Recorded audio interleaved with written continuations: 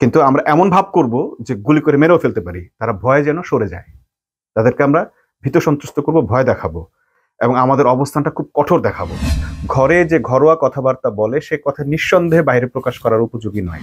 দায়িত্বশীল বা নেতৃস্থানীয় ব্যক্তিদের মধ্যে বা একান্ত নিজের লোকদের মধ্যে মানুষ এভাবেই কথা বলে। প্রত্যেকটা সংগঠন বলি, পরিবার বলি, রাষ্ট্র বলি, সবারই নিজস্ব কিছু প্রাইভেসি থাকে। কিন্তু সেই কথাগুলো বাইরে আসলো কিভাবে?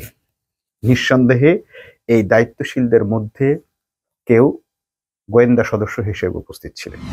জামাতের দায়িত্বশীলরাও কি তাহলে বেইমানি করতে শুরু করেছে? অতীত যে ধরনের যুদ্ধ হওয়ার কথা, আসলে সে ধরনের কোনো যুদ্ধ হয়নি। শুধু বেইমানির কারণে, মির্জাফরদের কারণেই কিন্তু সিরাজউদ্দৌলার পতন হয়েছে। জামাতের জন্য একটা অশনি সংকেত দেখতে পাচ্ছি এই মুহূর্তে। সম্প্রতি একটি ঘটনা ঘটেছে যেটি জামাতের ঐতিহ্যকে একেবারেই ম্লান করে দিয়েছে। জামাত এমন একটি সংঘবদ্ধ সংগঠন যে সংগঠনের ভেতর বিভিন্ন ধরনের ক্যাডার সিস্টেম রয়েছে, মান উন্নয়নের সিস্টেম রয়েছে। সমর্থকের পর কর্মী থেকে রোকন প্রার্থী, তারপর রোকন। এই যে ধারাবাহিকতাগুলো রয়েছে, ক্যাডার সিস্টেমটি রয়েছে, এই সিস্টেমের মধ্য দিয়ে একজন ব্যক্তিকে এমন একটা পর্যায়ে উন্নীত করা হয় যে তার মধ্য দিয়ে আর তেমন ভুলভ্রান্তি বা সন্দেহজনক, অপ্রত্যাশিত, আনএক্সপেক্টেড কিছু ঘটার সম্ভাবনা সাধারণত থাকে না। তো জামাতের এবার একটি বক্তব্য ভাইরাল হয়েছে জামাতের একজন নেতা শাহজাহান চৌধুরীর, চট্টগ্রাম 15 আসনের। তো সেই নেতা তিনি একটি বক্তব্য দিয়েছেন। বক্তব্যটি ভাইরাল হওয়ার পর তার বক্তব্য নিয়েই যত কথাবার্তা চলছে। ইভেন জামাতের পক্ষ থেকে তাকে একটি শোকজ নোটিশও করা হয়েছে যে কেন তিনি এই ধরনের বক্তব্য দিলেন। তো এখানে বক্তব্যটি কি বক্তব্য দিয়েছেন, এটি পাওয়ার পলিটিক্স বা হ্যান ত্যান যাই কিছু বলা হোক, সে প্রসঙ্গে পরে আসি। আসল প্রসঙ্গ হলো তিনি যাদের উদ্দেশ্যে বক্তব্যটি দিয়েছেন তারা কারা? তারা একটি মানে উত্তীর্ণ ব্যক্তিরা, যাদেরকে বলা হয় দায়িত্বশীল। সাধারণত জামাতে দায়িত্বশীল হতে গেলে একটা মান উত্তীর্ণ হতে হয়। সাধারণত রোকনরাই দায়িত্বশীল হয়ে থাকে। এছাড়াও রোকনদের প্রায় কাছাকাছি, অর্থাৎ যাদের উপর সংগঠন নির্ভর করতে পারে, রোকন মানে যেহেতু ভিত্তি, যে ভিত্তির উপর সংগঠন দাঁড়ায় বা নির্ভর করে, সেই ভিত্তিপ্রস্তররাই এই ধরনের দায়িত্বশীল হন। সেই রকম একটি দায়িত্বশীল বৈঠকের বক্তব্য ফাঁস হলো কিভাবে? এটি আজ একটি বড় ধরনের প্রশ্ন।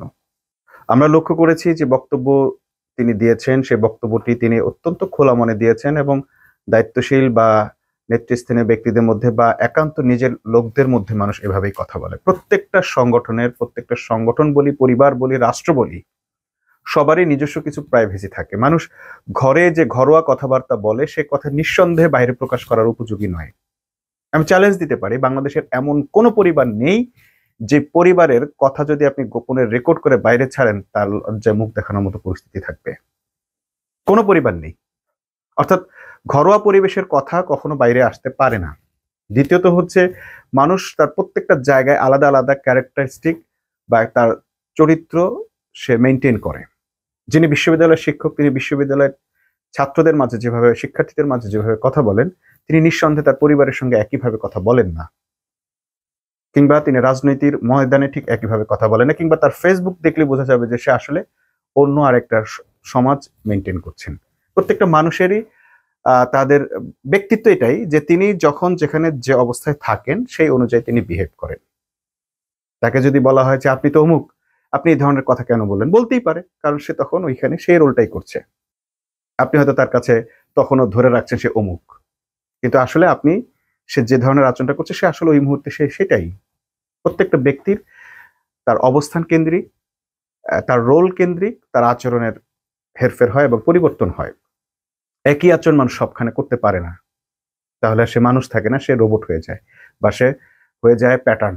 সে আসলে কোনো মানুষ না। মনে করেন আমরা বাহিরে কথা বলার সময় যেভাবে শুদ্ধ ভাষায় কথা বলি বা শুদ্ধ উচ্চারণে কথা বলি, আমরা ঘরোয়া পরিবেশে বা নিজস্ব একান্ত লোকদের সঙ্গে কিন্তু একইভাবে কথা বলি না। যদি বলতাম, উল্টো তারাই আমাদের সমালোচনা করত, তারা আমাদের ভেঙাতো। তো এখানে একজন মানে দায়িত্বশীলদের সামনে দায়িত্বশীলদেরকে নিয়ে নির্বাচন কিভাবে বৈতরণী পার করতে হবে, নির্বাচনী কৌশল নির্ধারণ করছিলেন। সেই রকম একটি প্রাইভেসি রাখার মতো জায়গায়, যেখানে সবকিছুই প্রাইভেসি রাখা উচিত, সেই রকম একটি বৈঠকের কথা কিভাবে ফাঁস হলো, এটা নিয়ে আমি কোথাও আলোচনা দেখছি না। ফাঁস হওয়া বক্তব্য নিয়ে চুলচেরা বিশ্লেষণ চলছে। শাহজাহান চৌধুরী বলেছেন, এটি আমি এই প্রসঙ্গে বলেছি। তিনি ভালো ব্যাখ্যা দিয়েছেন যে ভারত আমাদের উপর, ভারতের টাকায়, ভারতের এইভাবে সেভাবে, মানে ভারতের প্রভাবে আমাদের পুলিশ প্রশাসন যেন না চলে, আমাদের বলতে তিনি দেশের বলেছেন। হতেই পারে, তার এই ব্যাখ্যা সঠিক। আবার যদি আমি মনে করি যে না, মানুষ যা মনে করেছে বা মিডিয়া যেভাবে উপস্থাপন করেছে সেটাই সঠিক, যে তিনি চেয়েছেন যে জামাতের হয়ে কথা বলুক, মিডিয়াকে, প্রশাসন জামাতের হয়ে কথা বলুক বা তাদের হয়ে আচরণ করুক, চাইতেই পারে। কিন্তু সেই কথাগুলো বাইরে আসলো কিভাবে? নিঃসন্দেহে এই দায়িত্বশীলদের মধ্যে কেউ গোয়েন্দা সদস্য হিসেবে উপস্থিত ছিলেন, বা তিনি তার শপথের লঙ্ঘন করেছেন, তার দায়িত্বশীল আচরণ কিংবা দলের সঙ্গে বেইমানি করেছেন। তো এই যে বেইমানিটা করলেন, এখন জামাত প্রত্যেকটা পদে পদে এই বেইমানির খেসারত দিবে। কারণ তারা আর কোনো নীতি নির্ধারণী বৈঠককেই তাদের জন্য নিরাপদ মনে করতে পারবেন না।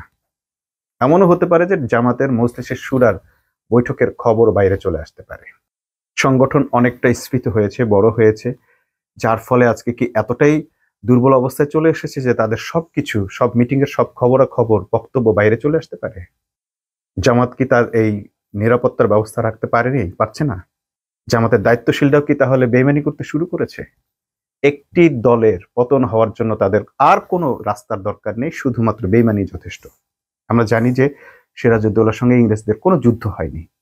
কথিত যে ধরনের যুদ্ধ হওয়ার কথা, আসলে সে ধরনের কোনো যুদ্ধ হয়নি। শুধু বেইমানির কারণে, মির্জাফরদের কারণেই কিন্তু সিরাজউদ্দৌলার পতন হয়েছে। টিপু সুলতানের পতন হয়েছে মির্জাফরদের কারণে, বেইমানদের কারণে। একটি যুদ্ধে শক্তি যত কমই থাক, সেও লড়াই করতে পারে যদি সে বেইমানের খপ্পরে না পড়ে। যদি জামাতের মধ্যে অবশ্যই বেইমান আছে, এবং যেই বেইমানরা এই বক্তব্য ফাঁস করেছে, আর যদি এইটা থেকেই থাকে, জামাত যদি এই বেইমানদেরকে ধরতে না পারে, বের করতে না পারে, তাহলে জামাতের ভরাডুবি নিশ্চিত, পতন নিশ্চিত। এখন এই বেইমানদের ধরার জন্য জামাত যদি কোনো ব্যবস্থা নিতে যায়, ঠক বাঁচতে কম্বল উজাড় হয়ে যাওয়ার মতো একটা গা উজাড়, হ্যাঁ, বা লোম বাঁচতে গিয়ে কম্বল উজাড়, এরকম একটা ব্যাপার আছে, সেটা হলেও হবে না। অত্যন্ত ধৈর্যের সঙ্গে এবং ইন্টেলেকচুয়ালের সাথে তাদেরকে বের করতে হবে যে এই জাতীয় কাজগুলো কারা করছে। নতুবা পলিসি মেকিং, আপনি যে পলিসি মেকিং করেন না কেন, সব ধরনের পলিসি নিয়েই বাইরে বিতর্ক হবে। কারণ হচ্ছে, আপনি যাদের সঙ্গে মিটিং করছেন, সেই মিটিং এর লোক আর বাইরের লোক কখনোই এক হবে না। তাদের চিন্তা ভাবনা বা বক্তার উদ্দেশ্য, যাদের নিয়ে কথা বলা হয়, অডিয়েন্স যারা, এই অডিয়েন্স অনুযায়ী বিবেচনা করতে হয় কথাকে। অডিয়েন্স যে কথাটা, যখন যে ধরনের, আপনি নারীদের উদ্দেশ্যে যে কথা বলবেন, পুরুষদের কাছে সেটি বৈষম্যমূলক মনে হতে পারে।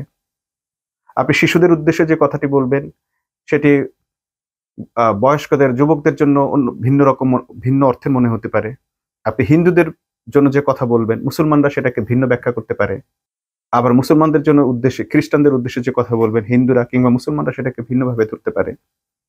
অর্থাৎ আপনার অডিয়েন্সকে, সেইটাকে বিবেচনা করে আপনাকে যেহেতু কথা বলতে হয় এবং বলেন, কিন্তু এর বাইরে যদি অন্য অডিয়েন্সের কাছে আপনার কথা যায়, তাহলে তারা ভিন্ন ব্যাখ্যা করতে পারে। পূজা উপলক্ষে আপনি যে কথা বলবেন, ঈদ উপলক্ষে আপনি একই কথা বলতে পারবেন না। তখন যদি আপনাকে বলা হয় আপনি দুই সময় দুই কথা বলেছেন, নো, যখন যেখানে যেটা বলার সেটা তখন সেখানে বলতে হয়। এখানে দুই ধরনের কথা বলা বা ডুপ্লিমেসি বা দ্বিচারিতা, এটা এখানে বলে না। আর দ্বিচারিতা হতো যদি জামাতের আদর্শ বদলাতো। জামাত এখনো তার একই আদর্শ রয়েছে। এখন যে বক্তব্যটি ভাইরাল হয়েছে বা ফাঁস হয়েছে, সেখানে যদি অন্য দল ম্যানিপুলেট করার চেষ্টা করে, তাহলে একইভাবে তাদেরকে প্রতিহত করতে হবে। প্রশাসন যেন অন্য কোনো দলের হয়ে কাজ করতে না পারে, সেই ব্যবস্থা রাখতে হবে। এবং সেটা যদি অন্য দলের হয়ে কাজ করে, তাহলে চেষ্টা করতে হবে যেন সেটা অন্য দলের না হয়ে আমাদের দলের হয়ে কাজ করে। এটা একজন নেতা বলতেই পারে বা চাইতেই পারে। কিন্তু তার পরবর্তীতে যেভাবে এটাকে ফাঁস করে পরিস্থিতি সৃষ্টি করা হলো, এরকম যদি ফাঁস করা হয় বিএনপির কিংবা এনসিপির বা অন্য যে কোনো রাজনৈতিক দলের গোপন মিটিং বা দায়িত্বশীল মিটিং বা পলিসি মেকারদের মিটিং কখনো যদি ফাঁস করা হয়, তাহলে সেটা জাতির সামনে উপস্থাপনযোগ্য নয়। অতএব জামাতের এই বক্তব্য নিয়ে আপনারা যে যত বড় মাতামাতি করেন, খোদ জামাতের লোকেরাও যদি খুব বেশি এটা নিয়ে বাড়াবাড়ি করতে চায়, আখেরে তাদের লস হবে। এই বক্তব্যের জন্য আমি শাহজাহান চৌধুরীকে বিন্দুমাত্র দোষারোপ করছি না, কিংবা জামাতকেও দোষারোপ করছি না। এখানে জামাতকে অবশ্যই আরো বেশি সিকিউরিটি কনসার্ন মাথায় রাখতে হবে, যেভাবে তারা অতীতে সিকিউরিটির বিষয়গুলো মাথায় রেখেছেন। ছবি তোলা যাবে না, ভিডিও করা যাবে না, সমস্ত মোবাইল সিজ করতে হবে।